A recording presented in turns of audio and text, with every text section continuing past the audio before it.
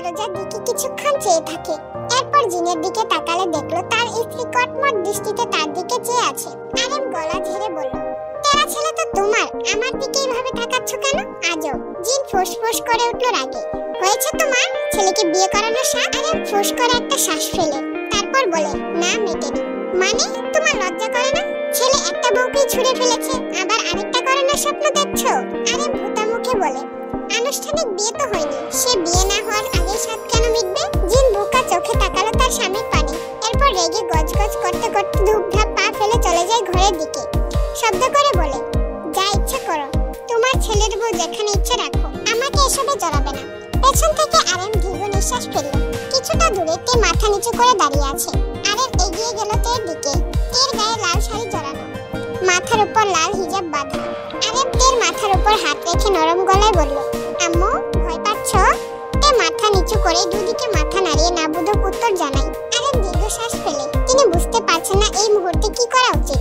তার ছেলের রাগ সম্পর্কে তার ধারণা আছে, তার আরেকটা ভোলা ছেলে থাকলে জাঙ্কুকের দিকে নজর দিত না, কিন্তু ছেলে যে একটাই। তার বন্ধুর এই মেয়েকে ছেলের বউ করা বহুদিনের স্বপ্ন। বন্ধু বেঁচে নেই বলে সব ভুলে যেতে পারেন কিভাবে? এর মাথায় হাত বুলিয়ে দিয়ে বলে, এসব কিছু ভুলে যাও মা, এখন থেকে তুমি আমার মেয়ে, বুঝেছো? আমার মেয়ে আমার বাসায় থাকবে, আর কোনো দিকে মন দিবে না, শুধু পড়াশোনায় মন দিবে, বুঝেছো? তে অবাক হয়। বাড়ির অন্য মানুষদের ব্যবহার যতটা করুন, এই লোকটার ব্যবহার তার চেয়েও হাজার গুণ ভালো। আরেম তের হাত ধরে একটি ঘরের দিকে নিয়ে যেতে লাগলো। তে নীরবে তার শ্বশুরের পিছু পিছু যায়। তে আরেমকে চেনে, তিনি তাদের বাড়িতে বেশ কয়েকবার গিয়েছিল, ভালো মন্দ জিজ্ঞেস করত। সবচেয়ে বড় কথা, আরেম যে তার বাবার বন্ধু ছিল সেটা সে জানত, কিন্তু তার পরিবারের কাউকে কখনো দেখা হয়নি। বিয়ে হওয়ার সুবাদে সবাইকে দেখা গেল, সাথে সবার আচরণও দেখা গেল। ডান হাতে চোখ মুছে নিল তে। তার আব্বু মারা যাওয়ার পর থেকে তার জীবনটা এমন হয়ে গিয়েছে, তবুও গ্রামে হেসে খেলে দিন কেটেছে। কিন্তু এখন এখানে কি করে থাকবে? জিমিন তার খালাতো বোনের বাড়িতে বেড়াতে এসেছে। গ্রামে তার বেশ ভালো লাগে, কিন্তু তার খালাতো বোন সহ বান্ধবীরা সবাই মিলে ট্যুর দিবে ঠিক করে। সে কি এই সুযোগ হাতছাড়া করে ফটাফট চলে এসেছে খালার বাড়ি। বাবা মা ভাইয়া কেউ রাজি না, তাকে একা যেতে দিবে না কিছুতেই। এরপর জিমিন জেদ দেখিয়ে বলেছে সে ট্যুরে যাবে না, তবে খালার বাড়ি যাবে। এক প্রকার কাউকে না বলে ঘুরে এসেছে ট্যুরে। তার খালা বলবে না, তার খালা তার কাছে বান্ধবীর মত। সারাদিন জার্নি করে শরীর জুড়ে ক্লান্তির ছড়াছড়ি। এর মাঝে একটু আগে তার বাবা ফোন দিয়ে জানায় তার ভাই নাকি বিয়ে হয়ে গিয়েছে। কথাটা শুনে সে হজম করতে পারছে না। ওপাশ থেকে আরেম হেলো হেলো করছে, কিন্তু এই পাশে জিমিনের কোনো খবর নেই। জিমিনের খালাতো বোন জেনি ঘরে এসে জিমিনকে এভাবে তবদা খেয়ে বসে থাকতে দেখে অবাক হয়।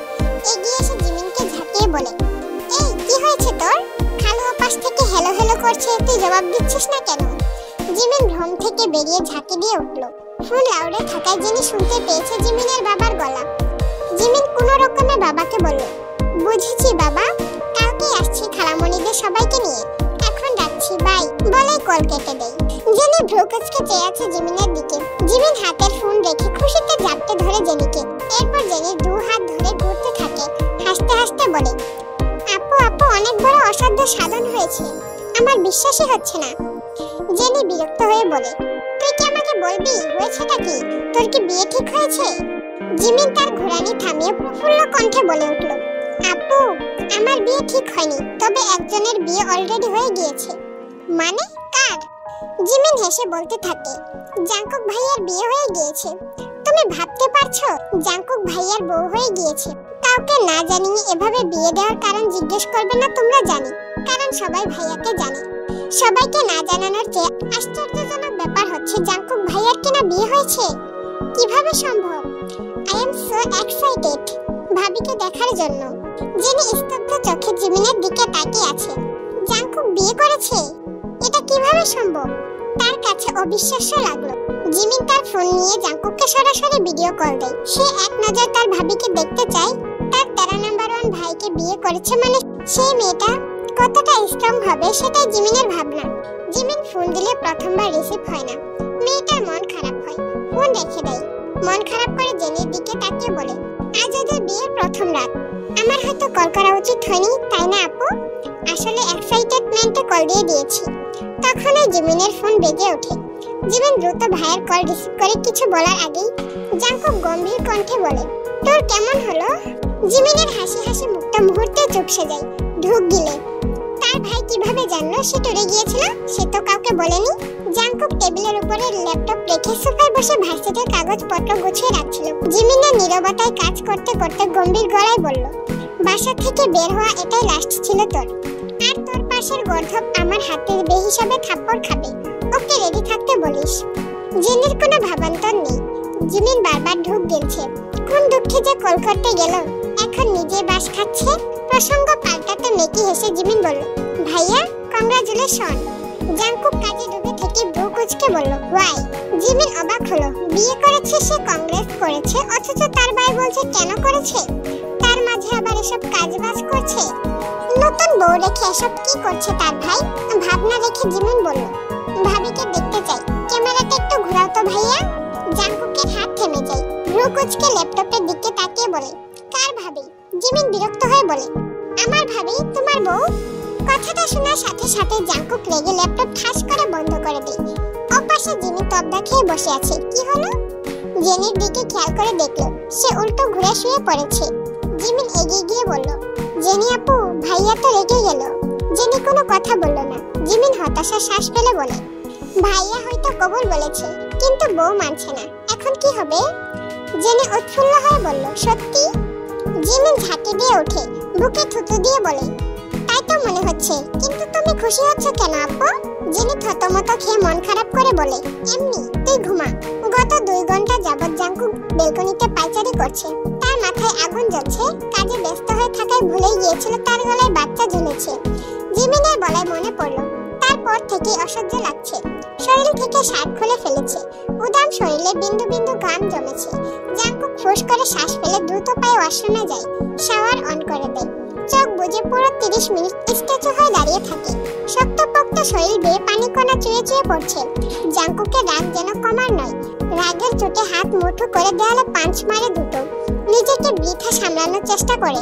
এরপর শাওয়ার শেষ করে রেডি হয়ে বাইরে বেরিয়ে যায়। ঘড়িতে একবার সময় দেখলো, 12টা 30। তাকে তার শ্বশুর একটা ঘর দেখিয়ে দিয়েছে। কোনো প্রবলেম হলে তাকে জানাতেও বলেছে। শাড়ি পাল্টে একটা সালোয়ার কামিজ পরে নিলতে। এরপর নামাজ পড়ে নিল। অতিরিক্ত কান্নার ফলে মাথা ব্যথা বেড়েছে। তার ব্যাগে টাফলিন থাকে সব সময়। অতিরিক্ত কান্নার ফলে মাঝে মাঝে এই টাফলিন তার প্রয়োজন পড়ে। আশেপাশে তাকালোতে কোথাও পানি নেই। তাই ঘর থেকে বেরিয়ে এলো। ডাইনিং এ পানি আছে নিশ্চয়ই। জিরো বাতির আলোয় ডাইনিং আবছা আলোয় ভরপুর। সবাই হয়তো ঘুমিয়ে পড়েছে। তাই লাইট জ্বালালো না। জিরো বাতির আলোয় যা দেখতে পাচ্ছে সেই আলোতেই পা টিপে টিপে এগোয়। পরে যদি কেউ আবার জেগে যায় সেই ভয়ে। ডাইনিং টেবিলের উপরে এক জগ ভর্তি পানি পেয়ে খুশি হলো তে। কোনো দিকে না তাকিয়ে উল্টো ঘুরে আসতে নিলে হঠাৎই কিছুর সাথে তার পিঠ ধাক্কা খায়। তে ভয় পেয়ে যায়। এমনিতেই চারদিকে অন্ধকার। ভয়ে ভয়ে চারপাশে একবার চোখ বুলালো। পেছনে ফেরার সাহস পাচ্ছে না। বারবার ঢোক গিলছে। এক হাতে ঝক আরেক হাতে মুখ চেপে আছে তে। এক্ষুনি গলা ফেটে চিৎকার দিলে কি একটা বাজে অবস্থা হতো। জাংকুক বাইরে বের হচ্ছিল। হঠাৎই তার পিঠে এসে কিছু একটা ধাক্কা লাগে। ঢোক কুচকে পেছনে ফিরে তাকায় জাংকুক। ঝাপসা আলোয় বুঝলো কোনো নেই। গোসল করে মাথা ঠান্ডা না হলেও শরীর ঠান্ডা হয়েছিল। কিন্তু যখন বুঝলো সেই বাচ্চা মেয়েটা এটা, রাগ যেন তরতর করে বেড়ে আরো শরীর উত্তপ্ত হতে লাগলো। আপাতত বাসায় তার বাবা মা ছাড়া কেউ নেই। বাকি এই উটকো ঝামেলা। জাংকুক মেয়েটাকে না দেখলেও খুব ভালোই বুঝলো এটাই সেই মেয়ে। তার মাথা ব্যথা সারানোর ইচ্ছা পালিয়েছে। সে এখান থেকে পালাতে পারলে বাঁচে। দৌড় দেওয়ার জন্য এক পা বাড়ালে জাংকুক তের কোমর সমান করা ঝুঁটিগুলো এক হাতে টেনে ধরে। হাতে ঘুরিয়ে দুবার পেঁচায়। তে ব্যালেন্স সামলাতে না পেরে এবার জাংকুকের বুকে গিয়ে ধাক্কা খায়। জাংকুক বাম হাতে টিকে ঠেলে তার থেকে সরিয়ে দেয়। তবে চুল ছাড়ে না।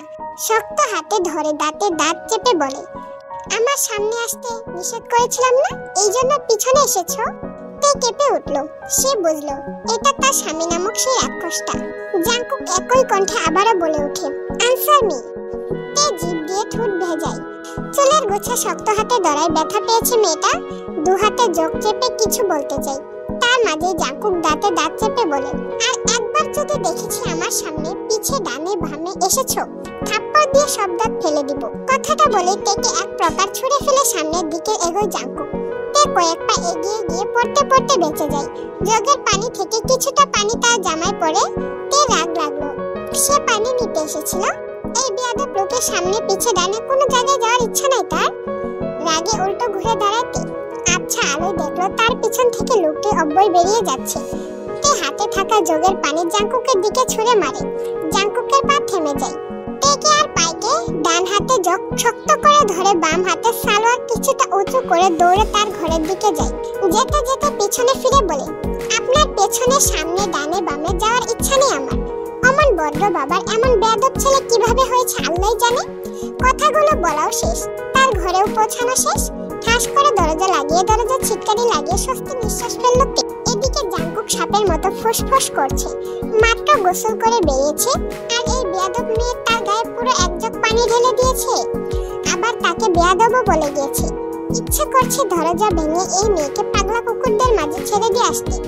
ধূপধা পা ফেলে বাইরে বেরিয়ে যায় জাঙ্কুক। দরজা আটকে দু হাতে মাথার চুলগুলো টেনে ধরে কয়েকবার এপাশ ওপাশ করে গায়ে জুড়ে দরজা একটা লাঠি বসাই। হিস হিসিয়ে একা একাই বলে, আমি তোমাকে মেরে ফেলবো স্টুপিড গার্ল। এরপর গাড়ি নিয়ে বেরিয়ে যায়। এদিকে তে অসহায় চোখে জগের দিকে তাকিয়ে থাকে। পানি নিতে গিয়ে ফাঁকা জগ নিয়ে চলে আসলো। আবারও তার রাগ হলো। কি পরিমাণ খারাপ হলে বিয়ের রাতে বউকে অস্বীকার করে। এমন বরের পিছনে তে ঘুরবে, সে তো এত সস্তা না। ঠিক করেছে, পানি ছুঁড়েছে। যা বলেছে সেটাও ঠিকই বলেছে। সে এত সাদাসিধে নয়, কিন্তু সে যা করলো আর বললো আগামীকাল তার কি হবে তা ভেবে একটা ঢোক গিলল তে। আর ভাবলো কিছুই হবে না, এই লোকের বাবা খুব ভালো। এটা ভেবে একটু সাহস উদয় হলো তের মনে। মাথা ব্যথা বাড়তে লাগলো। পানি ছাড়া কিভাবে ওষুধ খাবে। বিরক্তি শ্বাস ফেলে গিয়ে শুয়ে পড়লো তে। এই মাথা ব্যথায় আজ তার ঘুম হবে না। অনবরত বেল বাজানোর শব্দে ইয়োনা বারবার এপাশ ওপাশ করছে। ঘুমের মাঝে বিড়বিড় করলো, কোন মাতাল রে, মাঝরাতে এসে আমার বাড়িতে মাতলামি করছিস? বেটা বেয়াদব, যা ভাগ না। থামাথামির নাম নেই। ইয়োনা বিরক্তিতে চোখ মুখ কুঁচকে পাশে তাকাই। পাশ থেকে ফোন নিয়ে সময় দেখলো, 1:20। ইয়োনা অলসতা ঝেড়ে উঠে দাঁড়ালো। ঘুম ঘুম ভাব নিয়ে দরজা খুলে সামনে তাকিয়ে জাঙ্কুককে দেখে ঘুম উড়ে গেল। বউকে রেখে তার কাছে এসেছে কেন? নাকি সে তার ভাইকে একটু বেশি মিস করছে বলে মাতালকে জাঙ্কুক রূপে দেখছে? নিজের ভাবনায় নিজেই বিরক্ত হলো। একে মিস করবে কোন দুঃখে? এর ঝাড়ি আবার কোন বলদে মিস করবে? দু হাতে চোখ কচলে ইয়োনা বলল, কে তুমি বলছো? জাঙ্কুক বিরক্ত হয়ে ইয়োনার পাশ কেটে ভিতরে গেল। ইয়োনা দরজা আটকে পিছু পিছু আস্তে আস্তে বলল, কিরে উত্তর দে, এত রাতে এখানে কি? বউ বের করে দিয়েছে? ছি, একটা বাচ্চা থেকে বের করে দিল। বিয়ে করতে না করতে এই হাল। জাঙ্কুক রেগে ইয়োনার কলার ধরতে নিলে ইয়োনা মেকি হেসে বলে, শরীরে কিছুই নেই, কলার কই পাবি? তোর প্রবলেম হলে আমি শার্ট পরছি। জাঙ্কুক ইয়োনার মাথার চুল মুষ্টি করে দাঁতে দাঁত চেপে বলল, আর একটাও বাজে কথা বলবি না, স্টপ। ইয়োনা কাঁদো কাঁদো মুখ করে বলল, ঠিক আছে ঠিক আছে। আমার সব এমন টানাটানি করার কোনো মানে হয়? শার্ট চুল কবে না জানি বইয়ের সম্পদ ধরেও টান দিতে শুরু করেছিস, শর্ত এখান থেকে। জাঙ্কুক ফুস করে শ্বাস ফেলল। এই বেয়াদব ভাঙা রেডিওকে কিছু বলেও লাভ নেই। ইয়োনা ভ্রু কুঁচকে বলে, কেউ কি মরেছে? 40-এর দাওয়াত দিতে এসেছিস? আমি নিজেই চলে যেতাম, এত কষ্ট করে আসলি কেন? জাঙ্কুক শক্ত চোখে ইয়োনার দিকে তাকায়। ইয়োনা মেকি হেসে বলে, জানি জানি, এসব আমার ধর্মে ঠিক নয়। এভাবে তাকাচ্ছিস কেন? একটু মজাও করতে দেয় না। কি দিনকাল আসলো। জাঙ্কুক তার শরীর থেকে হালকা ভেজা শার্ট খুলে ছুঁড়ে ফেলে ইয়োনার বিছানায় উপর হয়ে শুয়ে পড়ল। ইয়োনা ভ্রু কুঁচকে বলল, আরে এটা আমার বিছানা, তুই তোর বাড়ি যা, কাল ভার্সিটি আছে, একটু ঘুমাতে দে ভাই। জাঙ্কুক চোখ বুজেই বলল, ডোন্ট ডিস্টার্ব মি। ইয়োনা হাঁ করে তাকালো। তার বাড়িতে এসে তার ঘুম ভাঙিয়ে তার বিছানা দখল করে বলছে don't disturb me. Wow, nice jokes. দাঁত কিরমির করে জাঙ্কুকের পায়ের উপর ধপ করে শুয়ে পড়ল ইয়োনা। জাঙ্কুক এক লাঠি দিয়ে ইয়োনাকে ফেলে দেয়। ইয়োনা ঠাস করে মেঝেতে পড়ে চোখ মুখ কুঁচকে নেয়। জাঙ্কুক চোখ বুজে যেন কিছুই হয়নি। ইয়োনা কাঁদো কাঁদো মুখ করে বলল, মীর জাফরও এর চেয়ে ভালো ছিল। শালা সন্ন্যাসী, বউকে মানবি না ভালো কথা, কিন্তু এখানে এসে আমার ঘুম কাটছিস কেন? তোর বউকে আমায় দিয়ে দে তো, তুই তোর বাড়ি বিদেয় হ যা। জাঙ্কুক পাশ থেকে একটা বালিশ নিয়ে ইয়োনার দিকে ছুঁড়ে বলল, রেডিও অফ কর আর ঘুমা। ইয়োনা দাঁত কিরমির করলো। বালিশ নিয়ে ঠাস করে মেঝেতে শুয়ে পড়ল। যার এমন বন্ধুরূপী ভাই আছে তার জীবনে এর চেয়ে বেশি সুখ নেই। কিছুক্ষণ পর জাঙ্কুক শোয়া থেকে উঠে ওয়াশরুমে যায়। চোখে মুখে পানি দিয়ে এসে ইয়নের পেটে পা দিয়ে খুঁচায়। ইয়না রেগে বলে, আবার কিরে ভাই, ঘুমাতে দে, সবাই তোর মতো রোবট নাকি? সারা রাত জেগে কাল ক্লাস নিতে পারবো না, ঘুমাতে দে ভাই। জাংকুক বিরক্ত গলায় বলে, উপরে যা, ঠান্ডা লাগবে। ইয়না বালিশ নিয়ে উঠে দাঁড়ালো। পরনে ট্রাউজার উপর থেকে টেনে তুলে মুখ বাঁকিয়ে বলল, ঢং, আলগা পিরিত দেখাতে আসছে। জাংকুক কিছু বলল না, ইয়নার পাশে গিয়ে শুয়ে পড়ল। ইয়না জাংকুককে জাপটে ধরলে জাংকুক রেগে বলল, আরেকটা লাথি খেতে না চাইলে দূরে যা। ইয়না অসহায় মুখ করে আবারও জাপটে ধরল। কুলবালিশ পেলে কে ছাড়ে?